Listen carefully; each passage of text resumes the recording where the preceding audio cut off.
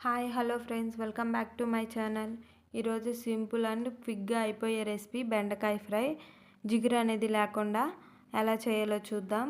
ముందుగా వాష్ చేసుకున్న బెండకాయని తడంతా ఆరిపోయిన తర్వాత కట్ చేసుకోండి. ఇలా చేయడం వల్ల జిగురు అనేది ఉండదు. అలాగే కట్ చేసుకున్న బెండకాయలు మీకు టైం ఉంటే ఒక 10 నిమిషాలు ఎండలో పెట్టండి. ఎండలో పెట్టడం వల్ల జిగురు అనేది ఉండదు. కర్రీ ఎలా చేయాలో చూద్దాం.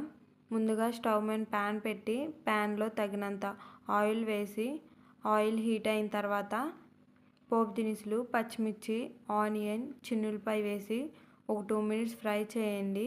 ముందుగా కట్ చేసి పెట్టుకున్న బెండకాయ ముక్కలను కూడా వేసి ఒక 5 మినిట్స్ ఫ్రై చేయండి. లో ఫ్లేమ్లో ఫ్రై చేయండి. అలా చేయడం వల్ల జిగురు అనేది ఉండదు.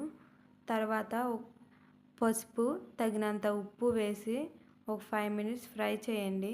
ఫ్రై చేసిన తర్వాత ఒక స్పూన్ కారం వేసి ఒక 10 మినిట్స్ ఫ్రై చేయండి. అంతే, రెడీ. ఎంతో సింపుల్ అండ్ టేస్టీ బెండకాయ ఫ్రై. ఇలా ఒకసారి ట్రై చేసి ఎలా వచ్చిందో కామెంట్ చేయండి. Thank you for watching.